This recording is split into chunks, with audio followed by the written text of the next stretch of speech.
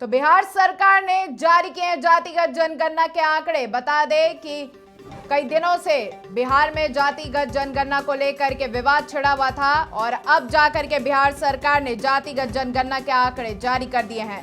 तो बिहार की कुल आबादी 13 करोड़ से ज्यादा है।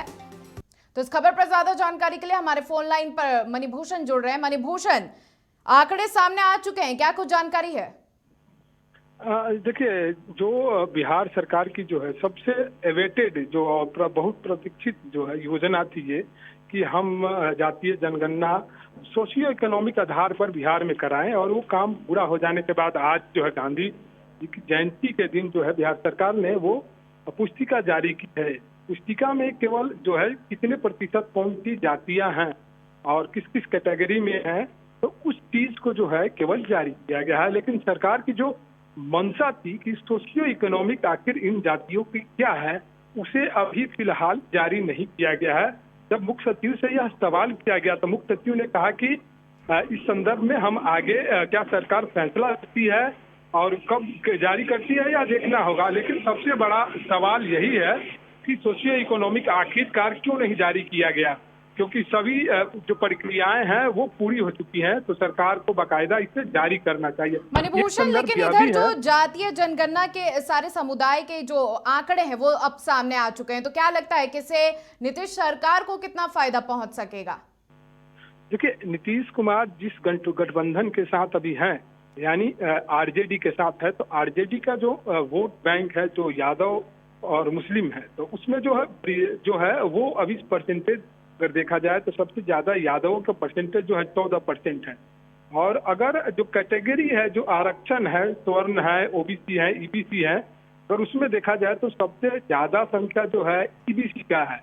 तो अब उसी आधार पे है जो पार्टियां जो है वो चुनाव में जाएंगी। लेकिन सबसे बहुत प्रतीक्षित यह था कि अगर सोशियो इकोनॉमिक इसके साथ जारी हो जाता तो पता लगता कि कौन लोग गरीब हैं, जो स्वर्ण जाति के हैं, ओबीसी के हैं। बिल्कुल मणिभूषण, बिहार में बात करें जातीय जनगणना का मुद्दा काफी विवादित रहा था, तो ऐसे में अब तो आंकड़े सामने आ चुके हैं, तो बीजेपी का इस आंकड़ों पर क्या रिएक्शन आ रहा है? देखिए, बीजेपी का साफ तौर पे कहना है कि हमने शुरू से ही जो है जातीय गणना के पक्ष में थे, लेकिन जिस तरह से सरकार ने जो आंकड़े हैं वो जारी नहीं किए सोशो इकोनॉमी का, तो उस पर अपना सवाल खड़ा करें। एक बात और महत्वपूर्ण है कि जातीय गणना को लेकर जो है सुप्रीम कोर्ट में जो है अभी भी जो है वो बहस चल रही है। आखिर सरकार को इंतजार करना चाहिए था, अगर सुप्रीम कोर्ट में भी अगर सरकार जाती तो एक अच्छा माहौल होता।